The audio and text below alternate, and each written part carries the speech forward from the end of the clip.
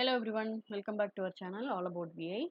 In this video, we are going to learn how do we bring in data from ADLS Gen2 to Lakehouse. In the previous video, we learned how do we establish connectivity or how do we create a connection to ADLS Gen2 from Microsoft Fabric workspace, okay, using workspace identity concept.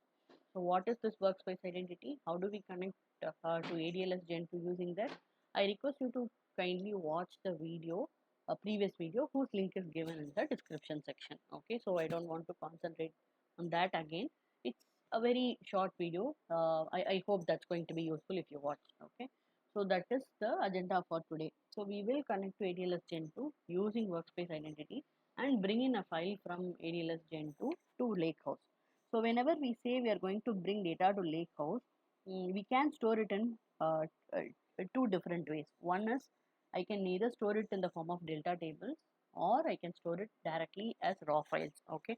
In this video, we are going to see about the delta table version of it.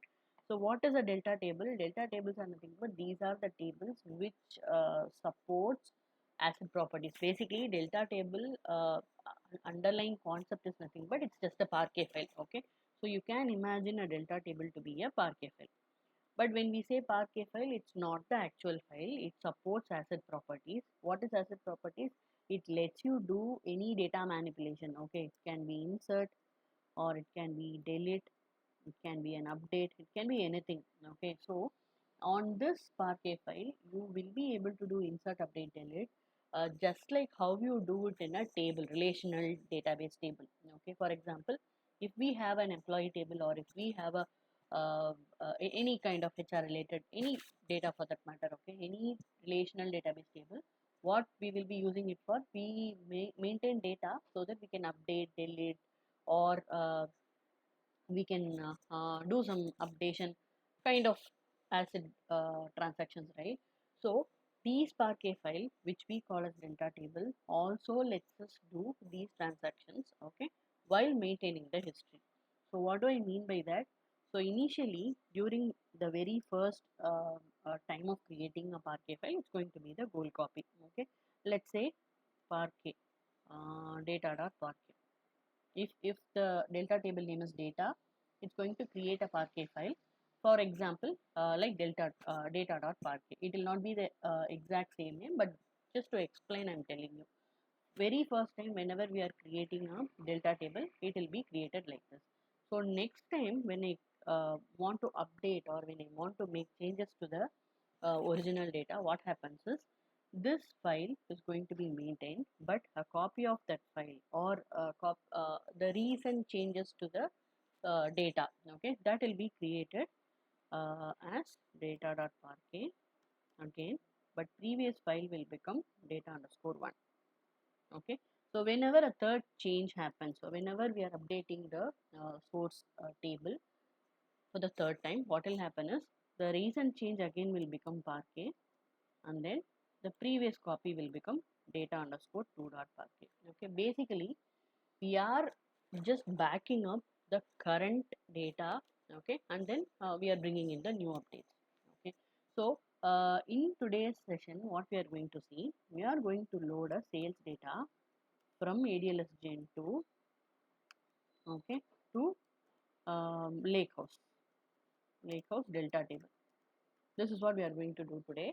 I will show you how do we do updates, how do we do deletes, inserts, and how it's being captured in the Lakehouse, okay, in the form of delta table. That's what we are going to learn in the next few minutes, right? So I'm just going back.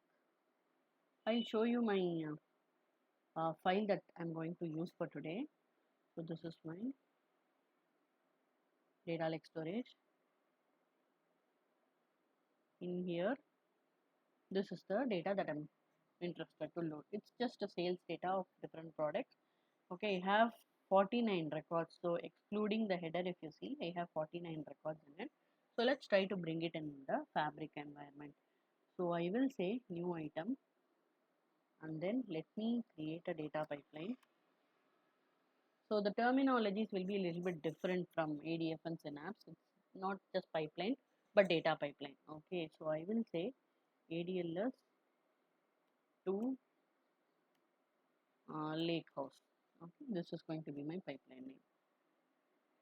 The moment it gets created, we will be able to add activities to the canvas, and then we can build the complete pipeline, right? So here it's bit of different UI, right, for us, those who are from ADF background, but it's not so difficult. So just click on copy data, add to canvas, you will be seeing a copy data activity. So this is what we saw in the previous video as well. How do we connect to ADLS Gen2 in the copy data using workspace identity? So I'm not repeating that now. I'm just using the same connection that I created in the last video. Okay, so AZFS is my container name, and then file name is going to be this. I can choose also, but it's going to take time. That's why I just directly mention here. Okay, so this is the container name. This is the file name. Here by default it has binary. Our source file is not binary, it's CSV. So I'm just choosing delimited text.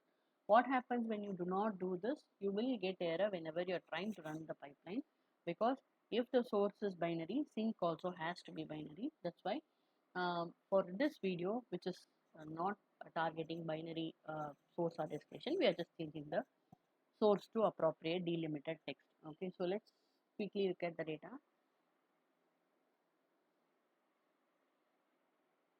Anyway, it's going to be the same that I showed you in the other tab, right? So let it come up. Meanwhile, let's go to the destination. In the destination, okay, this is the data. Just a preview, right? So I'll just close this. Under destination, we have to choose Lakehouse. So whatever Lakehouse that you have it in your workspace, it will be listed. If not, you can click on more, and here there are a couple of ways to select the Lakehouse that you want. You can create a new Lakehouse if you want. If not, just come down. You will be able to see all the Lakehouses that are already available for you. So I'm choosing this Lakehouse, and this is just viewing. So I'm just choosing this. So it points to my YouTube Lakehouse, right? And it is asking me whether you are going to copy the data as table, which is delta table, or raw files. I'm choosing tables, and then under the table option, I'm just giving a new schema. I'll call it state schema. Table is t underscore sales data. Okay.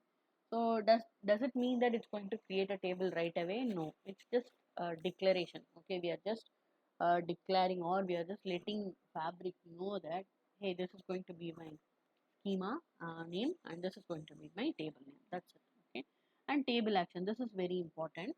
Whether we are going to keep appending to the same table data, or we are going to overwrite it. So what does this mean is, see, initially if we are trying to load 50 records, after you finish loading, the delta table will have 50 records. And if it is an append mode, I'm talking about append mode now. Okay, this is run 1. In the run 2, assume I haven't made any changes to the source data. I'm simply running the same file again. So what it will do, already existing 50 records will be there, and one more 50 record will be created. And third run, if at all if I have made some changes, for example, to the existing data, I have modified or updated few rows, but the total number of records still remains 50 means, so it will become 50 plus 50 plus 50. Okay, so these 250, it's going to be completely duplicate, but this 50 will have certain updates. Okay, so how much ever records we have updated, that will be reflected in the third 50. So this is how append is going to work out. If it is overwrite, what will happen is, overwrite mode, initially when we create a table, number of records will become 50, and in the second run, if there is no change to the source data, it is not going to append, it's just going to overwrite. It will just make changes on top of the existing data itself. So the count is not going to change. And in the third run also, if there is no deletes, if it's just only updates, again it's going to be maintained as 50. These are all we are going to see. I'll show you the overwrite mode. Maybe probably you can try the append mode yourself, which is very simple, I say, right? So this is all we have to do for running the pipeline. So pipeline execution is all set to go. So I'm just clicking run, save and run. Meanwhile, let's go to Lakehouse. So how do we land in Lakehouse? Let it come up. I'll go to OneLake and then my YouTube Lakehouse. I'll just click on open. Right? So here there is a DBO schema, there is a state schema. Okay. So let's see if the pipeline got executed. Okay, it got executed. So coming to the Lakehouse, I'm just clicking on this table. So under this stage is a new schema. Okay, and this is the delta table that we created from copy data activity destination. So if I click on this, I'm seeing the data just like how a table data will be looking like, just like a relational table data, right? 49 rows, showing 49 rows because we just have 49 rows on the source file. All right. So up to this we are good. Okay, we copied some CSV file, we put it into a delta table, and I came to Lakehouse, and then I'm able to see the new schema as well as the new table. Why do I say delta table? There is a delta symbol here or there is a triangle symbol here. That means that it's not a normal table, it's a delta table. Delta table is nothing but a Parquet file with asset properties. So how do you say that it's a Parquet file? How can I visualize that? Yes, you can visualize.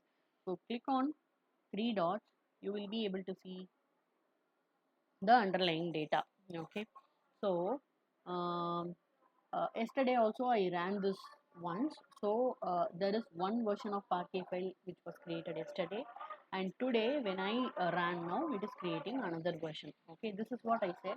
Whenever we are running the pipeline, it's going to create a new version of Parquet file. Okay, without disrupting the existing data copy. Existing data will be backed up, and then the new data will come in the form of another Parquet file. So apart from these Parquet files, we have something called log folder as well. This log folder is very helpful if you want to track the changes that are happening to the original Parquet file. It will be capturing all the changes in the form of JSON file, so that it's just a log. So why do we have to log? Just for auditing purposes, right? So a couple of JSON files will be created every time you run the pipeline, or whenever you are updating the delta table, you will see the log files here. Okay, so coming back, let me delete it all together so that we can see some fresh execution. Okay, so stage uh, schema itself is deleted. I'm coming to the pipeline again, I'm executing it again. It's going to take 30 seconds or so, that's it. Why did I delete it? I wanted to show you how in the initial run, how the files are going to be looking like. Okay, so just going back. And whenever you are doing a copy, don't expect a Fabric to bring the changes immediately. You will have to wait for at least 10 to 15 seconds for the changes to reflect in the Fabric UI. So when I say that, if I refresh it, okay, stage schema is created. We can also see the table. It succeeded in 30 seconds, okay, like before. So when I go to view files, just one Parquet file. Why? This is the first time I'm creating or executing my pipeline, or this is the first time I'm creating a delta table. So only one version of Parquet file is there. If I run the second time, you will see another Parquet file. In the delta log folder, you see two files. This is what is little bit confusing me. Previously, when I started learning it, there used to be only one JSON capturing the log information, but this time it's in double. Okay, so maybe I'll explore that and let you know in a different video. So this is about how things look like in the first execution. So I'm going to the file now. I'm going to add a record. Okay, this is the same file that we loaded. Instead of smartphone, I will say slime. Okay, this is the product that I want to bring it to Lakehouse. Okay, this time if you go back and see, it's just going to have 49 rows. But let us run after we updated this, after we inserted one more product here, which makes our row count to 50 now. So I'm coming to Fabric and execute it again. There is no change to the copy data, activity, properties anywhere. I'm simply rerunning.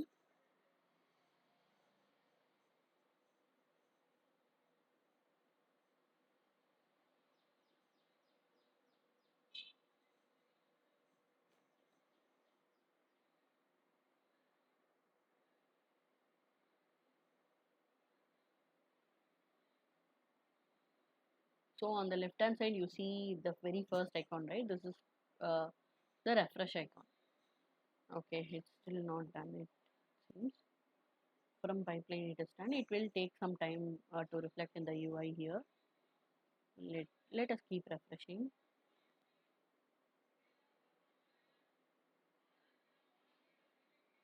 Okay, second Parquet file is created.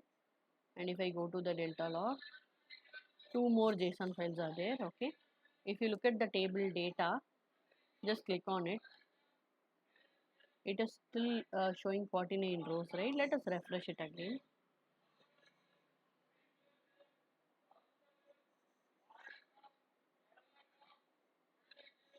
Okay, so just for the want of time, I'm just refreshing the whole web page itself. So let us see this time.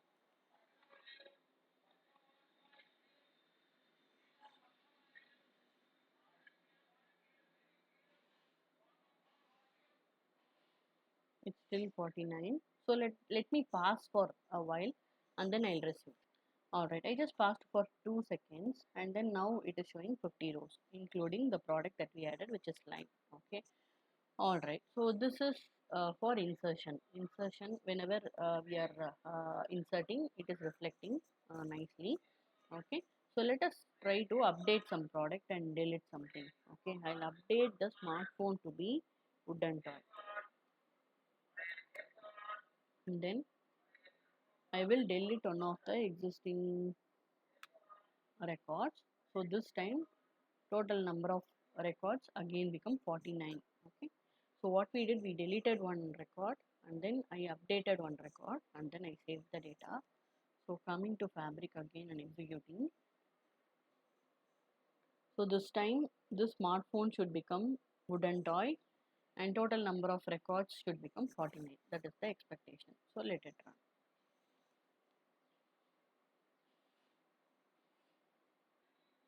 So pipeline execution is done. I'm going to Fabric again and then let's do a refresh.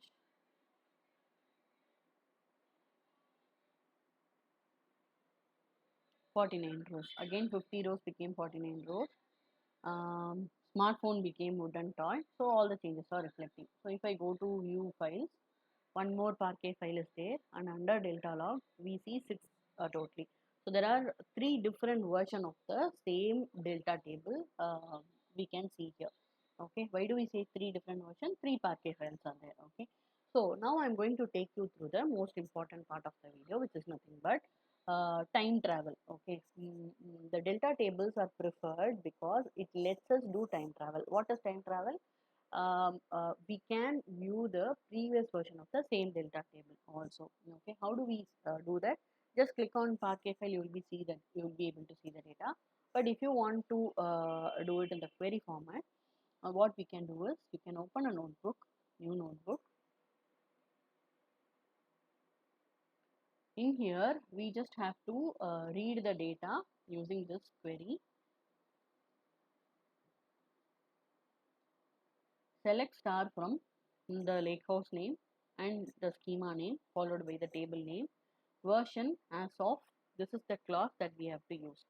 So let us see, if I want to look at the very first version of my delta table, I should do this.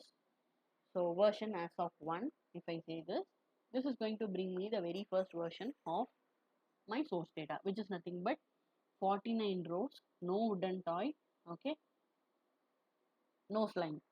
So that is the expectation. So let's see.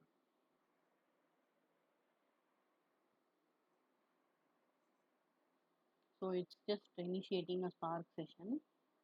Once that is done, it will just show us the data in the form of a data frame.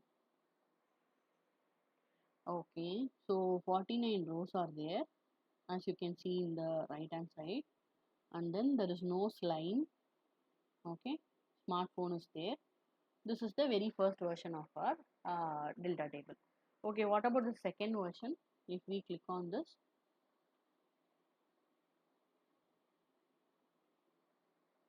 it's not showing anything because second version is just a raw metadata, I believe. So if you choose third, it's going to bring in 50 records along with slime. So see here, total 50 records along with slime, right? So if it's just going to be first version, third version, fifth version, like that. Okay, so if I say 5, it's not going to bring me anything because fifth version is the actual current version, I believe. So let us see if it just brings data. Yes, it is bringing data. Fifth version is the current version. Okay, third version basically of the same data table. Just ignore the in-between numbers because we saw two JSON files for each version of the Parquet file. So that is what is making difference, I believe. So just telling whatever I feel. So see here, it can be wrong. If so, I want you to explain it in the comment section so that I will learn as well. So this is what I observed, which is what I'm telling now. Alright, so this is the latest version, and if you see here, wooden toy is there and slime is there. Okay, again 49 rows. So initially there was 49 rows and then it became 50 and we deleted one, so it again became 49. So this is what we call as time travel. Okay, whenever we want to go back in time and look at how the data was looking before, we can still do that using delta table. That is the benefit of delta table. So I hope I made sense. If you have any questions or if you have any comments about the content or the details that I shared, please put it in the comment section. Thanks a lot for watching. Keep supporting the channel.